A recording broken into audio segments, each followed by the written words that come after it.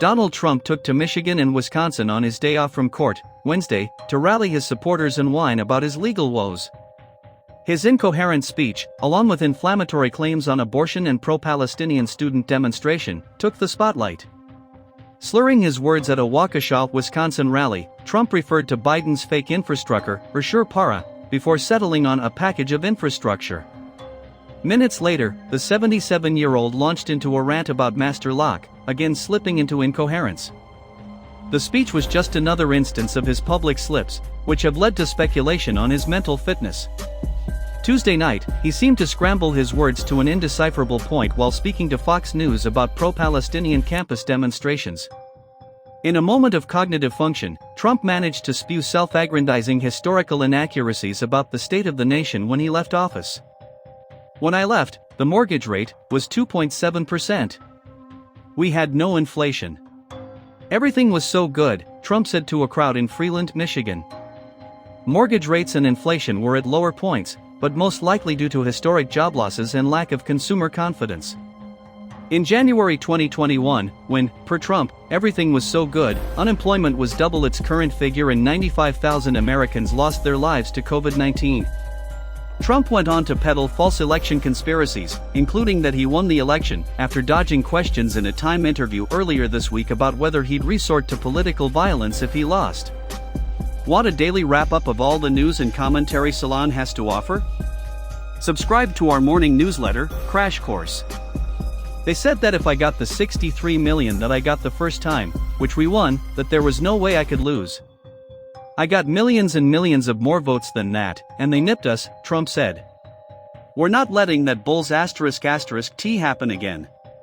The former president, who appointed 3 Supreme Court justices responsible for Roe v. Wade's overturn, addressed the deeply unpopular ruling. Democrats, Republicans, everybody wanted to get abortion out of the federal government. Everybody wanted that, he said, before thanking the conservative justices for the wisdom and the courage to gut abortion protections.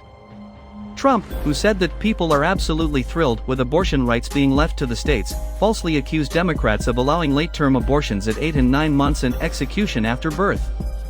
To crowds in Wisconsin, Trump applauded the New York Police Department's crackdown on protests at Columbia University and the City College of New York late Tuesday night, calling the raids a beautiful thing to watch. New York was under siege last night, he said of student demonstrators. To every college president, I say remove the encampments immediately. Vanquish the radicals and take back our campuses for all of the normal students. The defendant in a New York criminal hush money trial took the soapbox as an opportunity to lambaste proceedings in his criminal trial, as well as previous judgments in a defamation case won by E. Jean Carroll. Every one of these fake cases is bull's **T, every single one, Trump told the crowd, who reportedly became hushed as he ranted about his legal woes. Per Trump, great legal experts, including Sean Hannity and Mark Lennon, believed there was no case. I have a crooked judge, he's a totally conflicted judge. And, the jury, is in about a 95% Democrat area, Trump said of Judge Merchan, taking care not to mention witnesses in the case. He went on to criticize the $91 million judgment incurred on him for repeatedly defaming Carroll. They said I defamed her. Because I said her story isn't true, I defamed her, he said. Hopefully the appeal process works because, if it doesn't, you just don't have a country.